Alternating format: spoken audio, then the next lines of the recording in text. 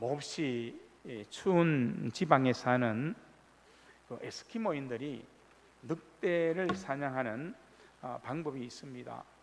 아주 시퍼런 날이 쓴 칼에 이 동물의 피를 잔뜩 이렇게 묻힙니다. 그리고 그것을 물속에 넣어서 이 칼이 물속에서 얼게 만드는 것입니다. 그러면 이 피냄새가 나는 칼이 얼음 덩어리가 되는 거지요.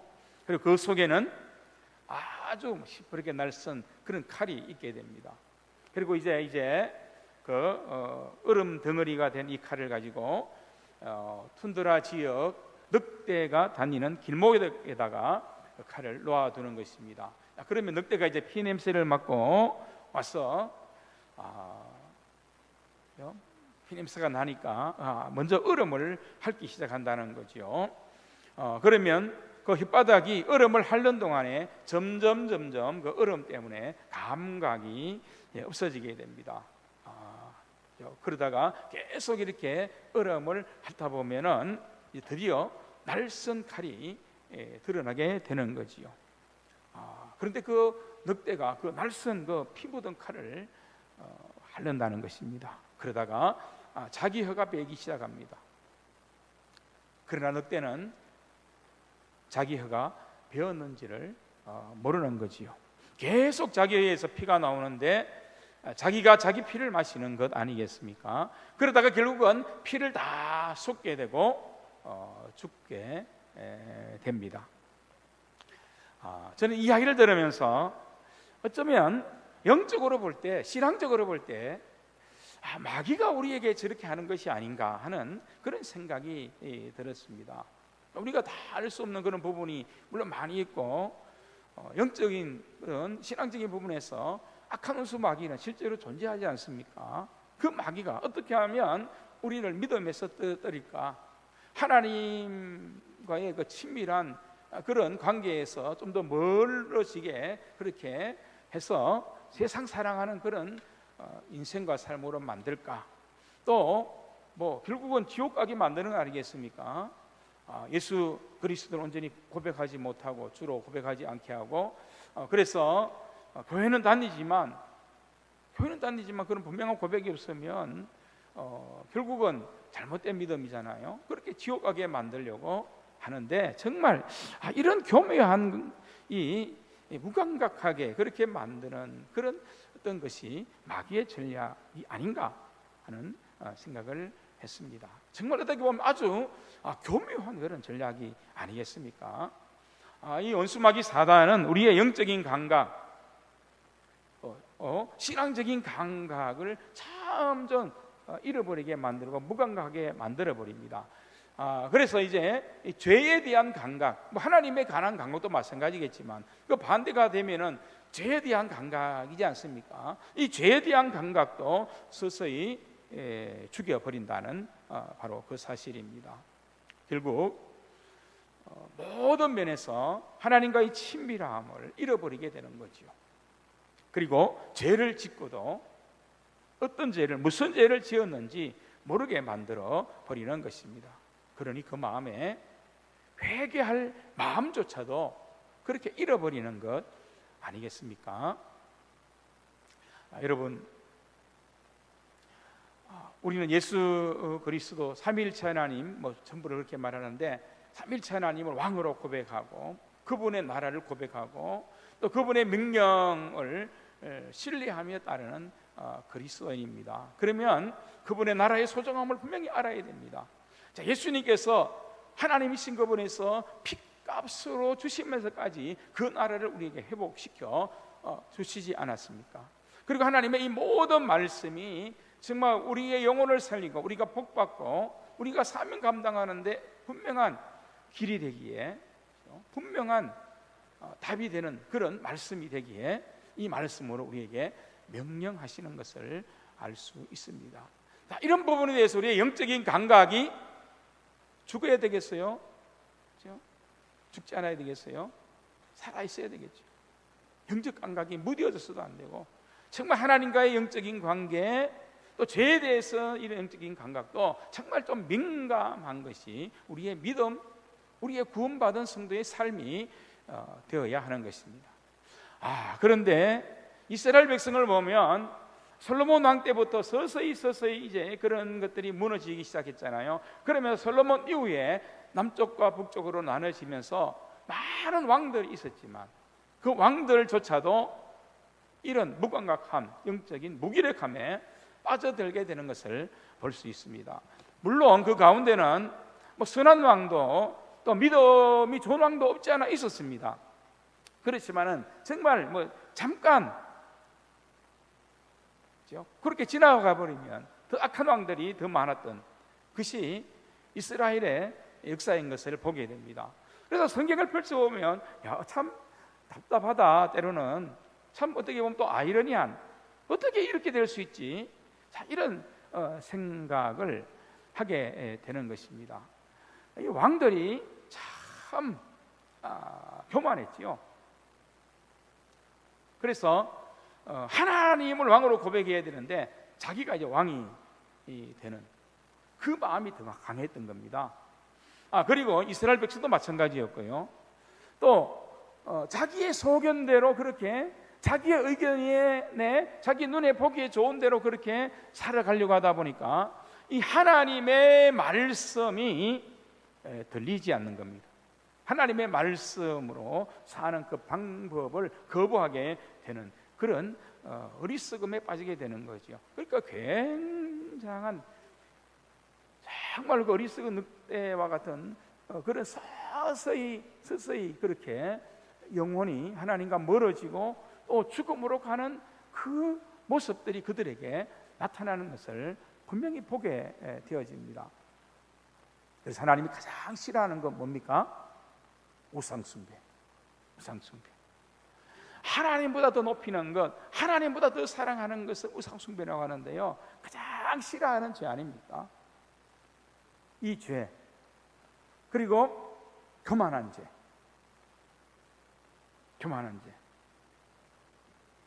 그것뿐입니까? 그들의 마음에는 하나님의 말씀을 거부하는, 들으려고 하지 않는 정말 무감각하게 빠져버리는 것을 봅니다. 하나님께서 왜 그냥 가만뒀겠습니까? 하나님께서 지난번에 왕들에 대해서 잠깐 설교 말씀을 몇 사람 들어서 하면서 그런 말씀을 드렸으니까 어느 정도는 아시리라 생각합니다. 정말 하나님께서 예레미야 선지자는 눈물의 선지자잖아요. 이 예레미야 선지자는 정말 간절함으로 하나님 말씀을 정말 애타게 전했습니다. 눈물을 흘리면서 그렇게 호소하지 않았습니까? 자기의 속옷을 자의 바닷가 그 바위 틈에 두었어. 그래서 나중에 시간이 지난 다음에 썩게 됐는데 그 썩은 속옷을 가지고 이스라엘 백성들에게 말씀을 전하며 너희가 이렇게 썩지 않았느냐, 그런 간절함으로 그렇게 전했지요.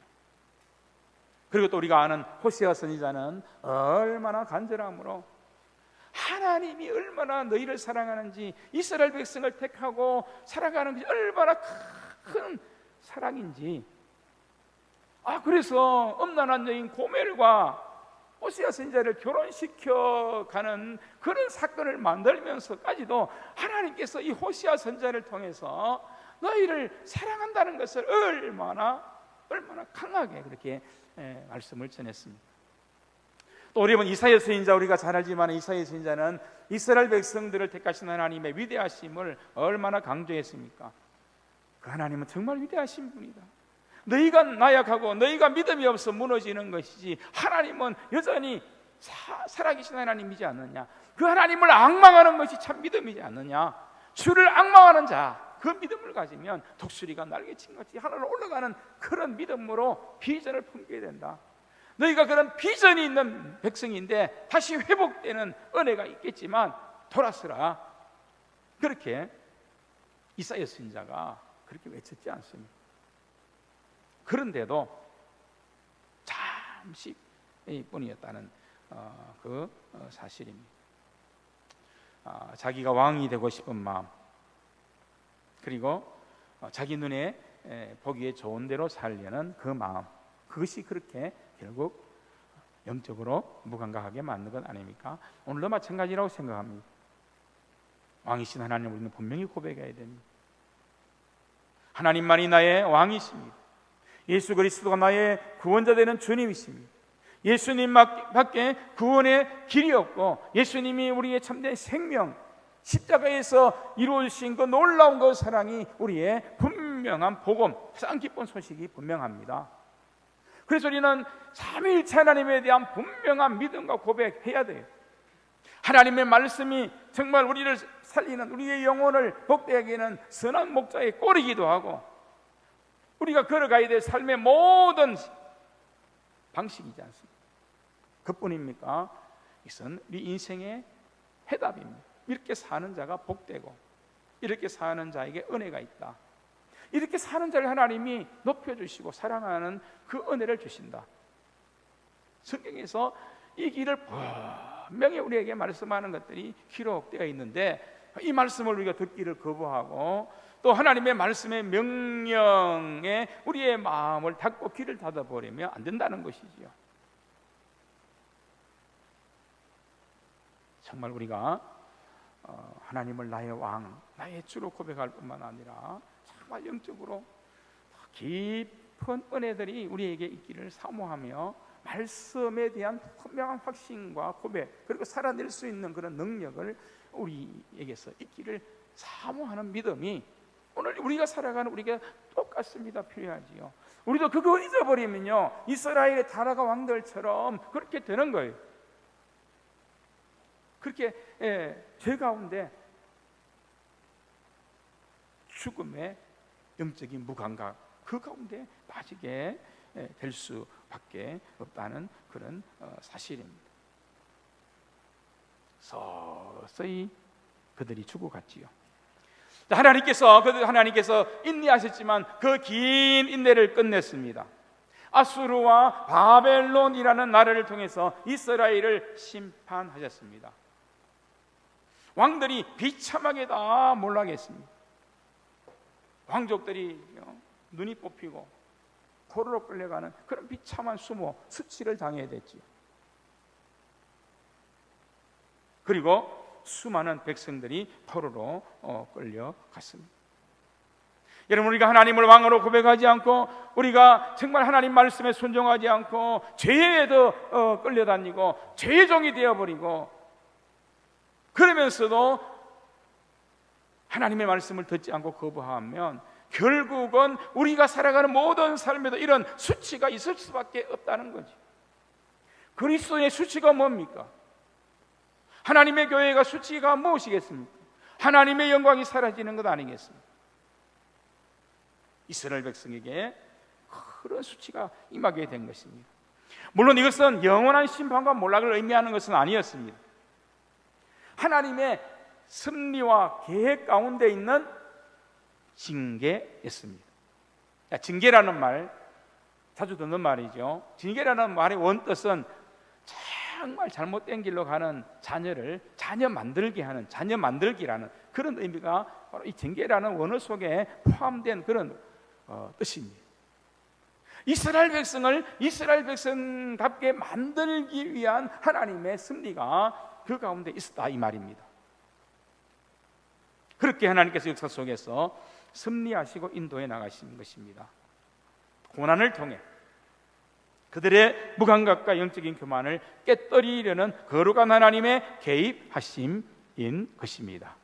하나님의 개입이 우리의 삶에는 없을까요? 어떤 모습이든지 하나님이 내게 개입하는 것을 좀 우리는 민감하게 느낄 수 있는 영적인 부분들이 우리에게 있어야 됩니다. 하나님이 이렇게 내게 개입하셔서 이렇게 말씀을 주시네, 나를 깨닫게 해주시네. 분명히 하나님의 사랑하는 백성들이기 때문에 분명한 하나님의 개입은 우리의 삶에 항상 있습니다. 없지 않습니다.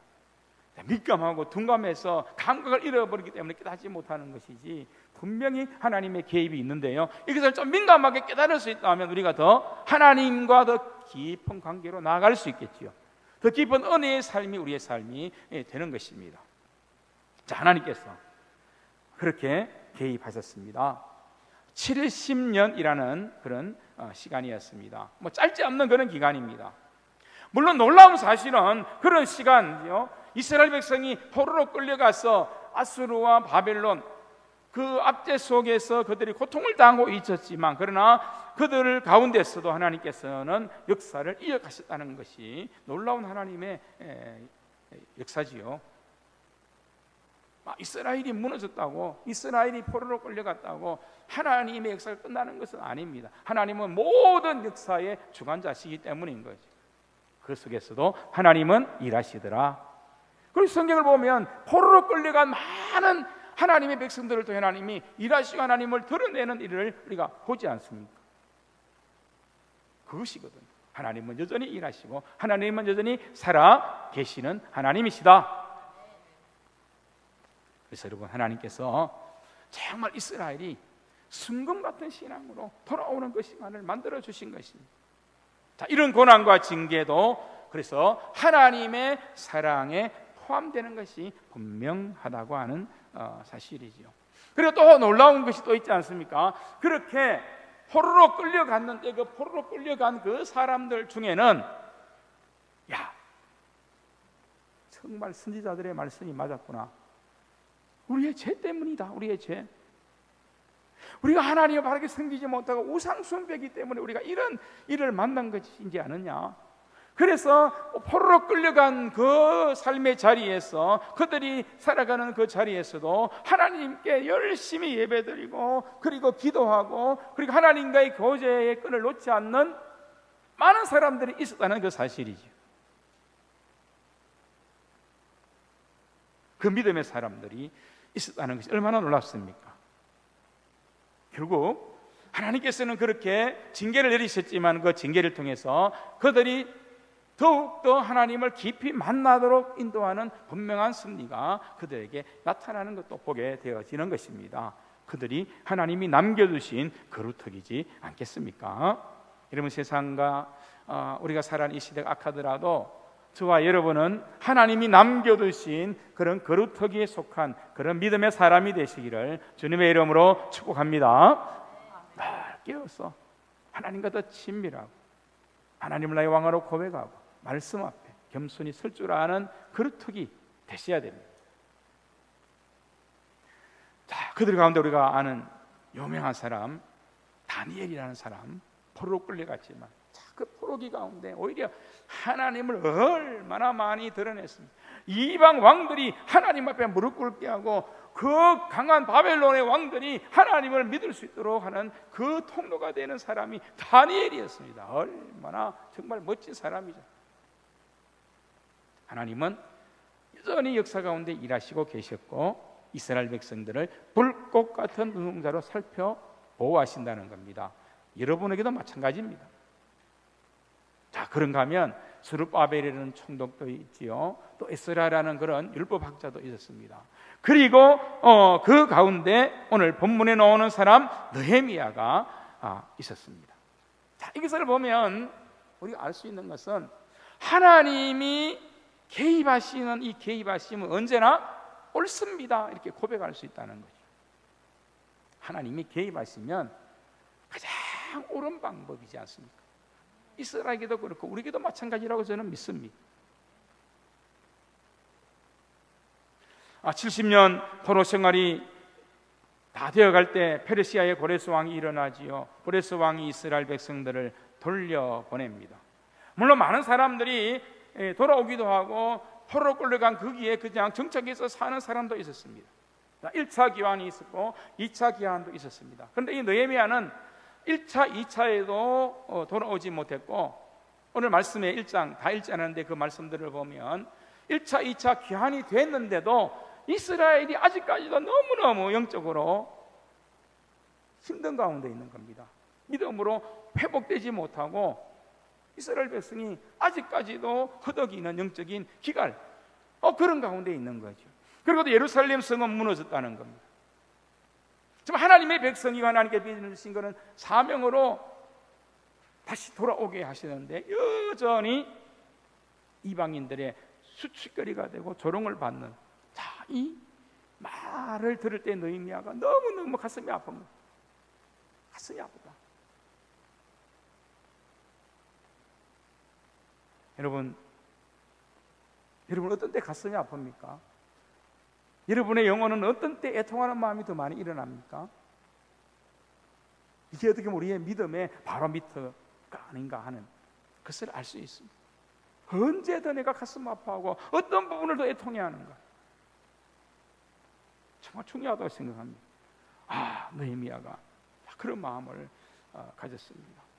그래서 왕의 허락을 받아서 내가 이 사명을 완수하기 위해 이 가슴 아픈 일들을 위해 가야 되겠다, 이렇게 마음을 먹은 사람이 이 느헤미야라고 하는 사람.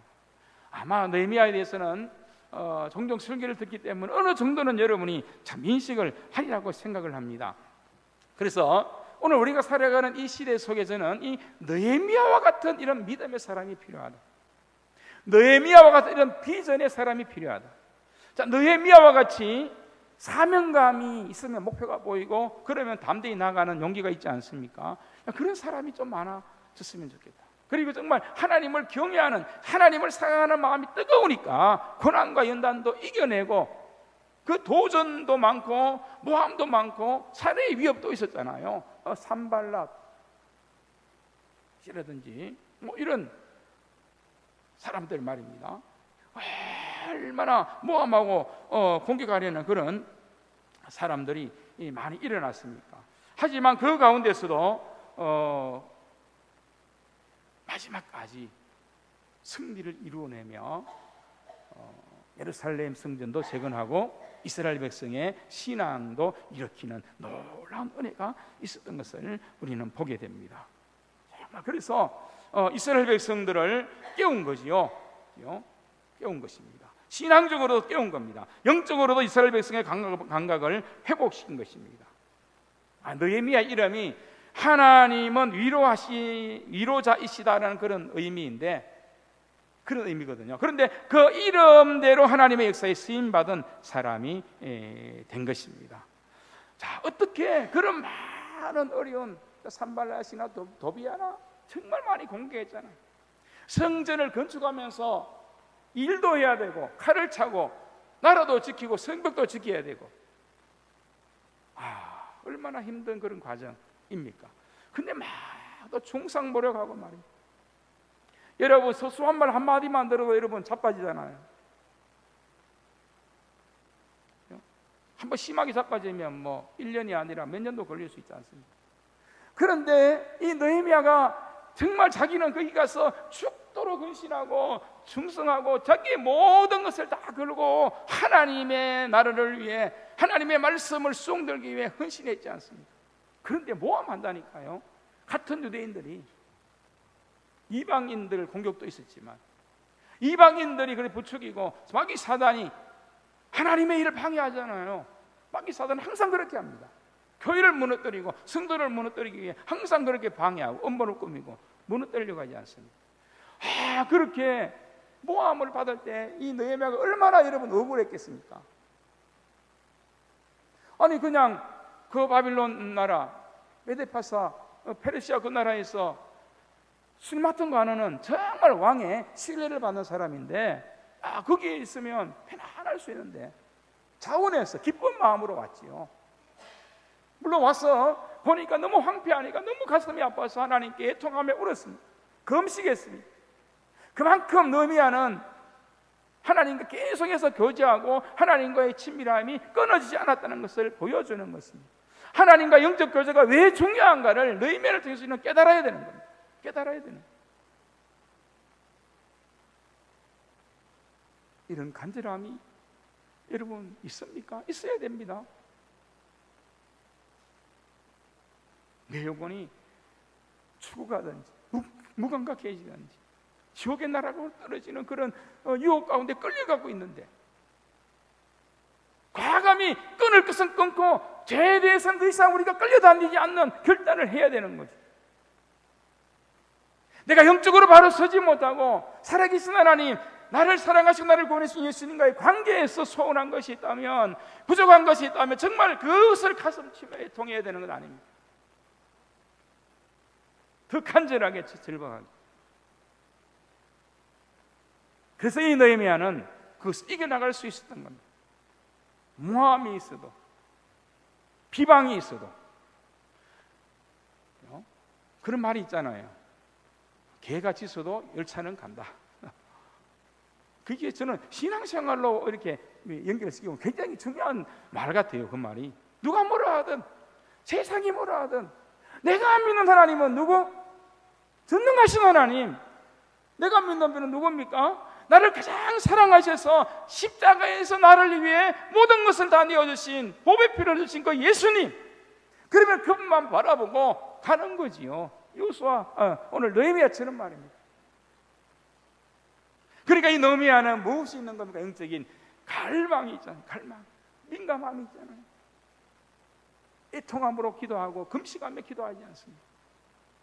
저는 오늘 우리 그리스도인들에게 이 느헤미야와 같은 이런 애통함과 또 갈급함이 분명히 있어야 한다고 믿습니다.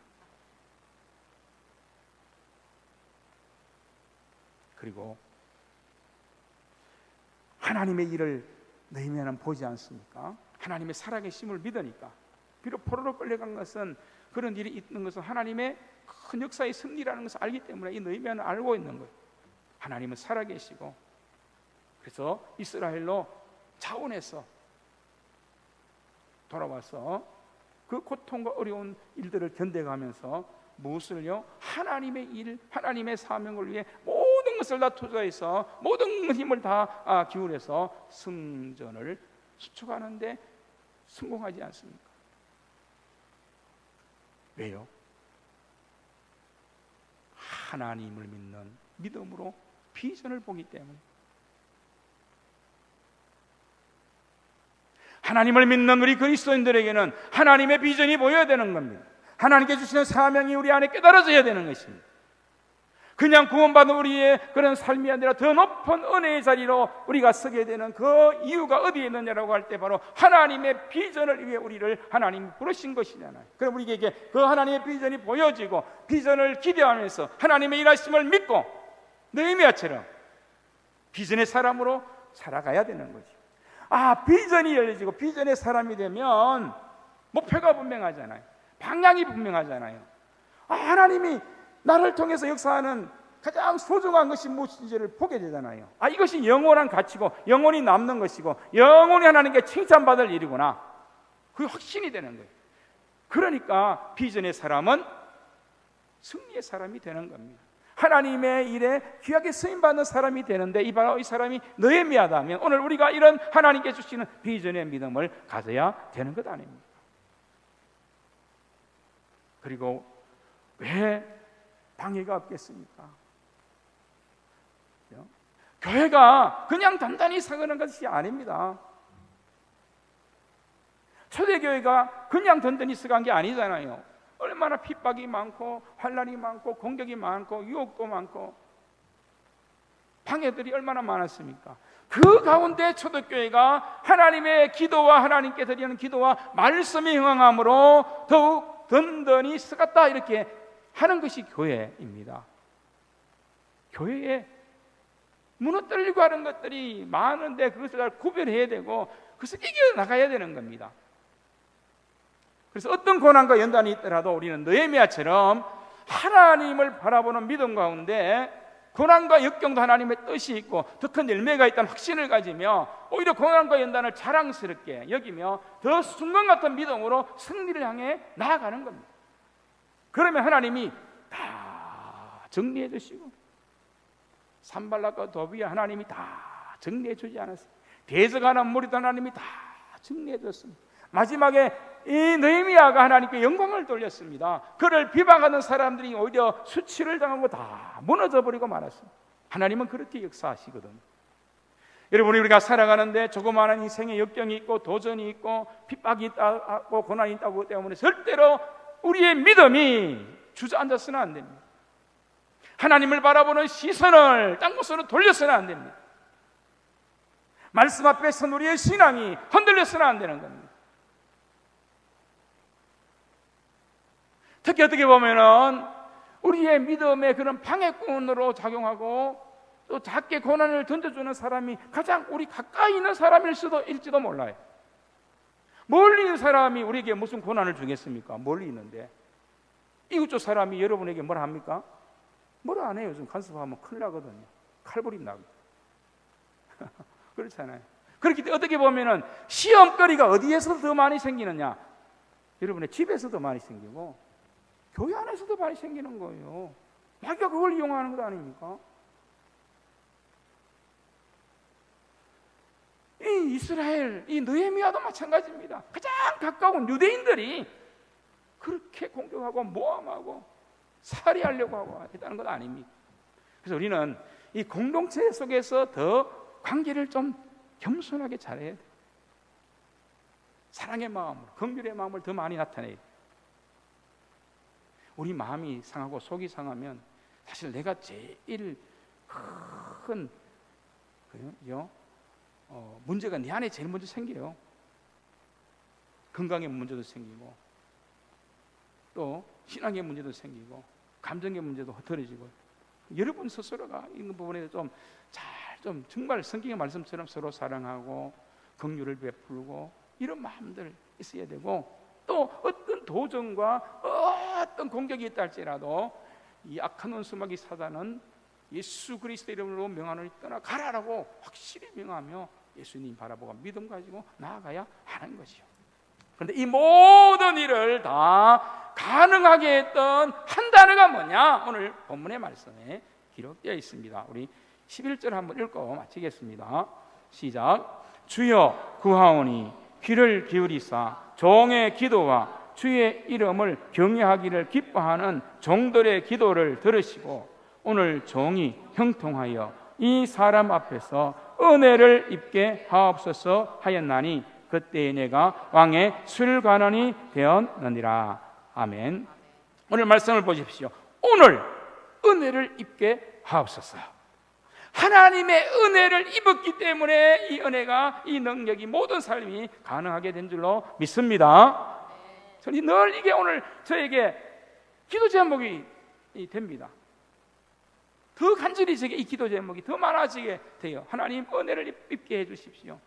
은혜를 내려주십시오. 은혜 안에 살게 되기를 원합니다. 은혜로 승리하게 해주십시오. 오직 주의 은혜입니다. 주의 은혜가 나를 강하게 붙드시옵소서. 이 기도가 더 많이 나와요 지금. 오늘 본문에 보면 오늘이죠. 오늘 은혜를 입게 하옵소서. 날마다 여러분의 삶의 모든 가운데 하나님의 은혜를 입는 삶으로 느헤미야처럼 영광을 돌리고 승리하는 삶이 되기를, 그 믿음으로 여러분도 하나님의 역사를 이루어내는 삶이 되시기를 주님의 이름으로 축복합니다. 기도하겠습니다.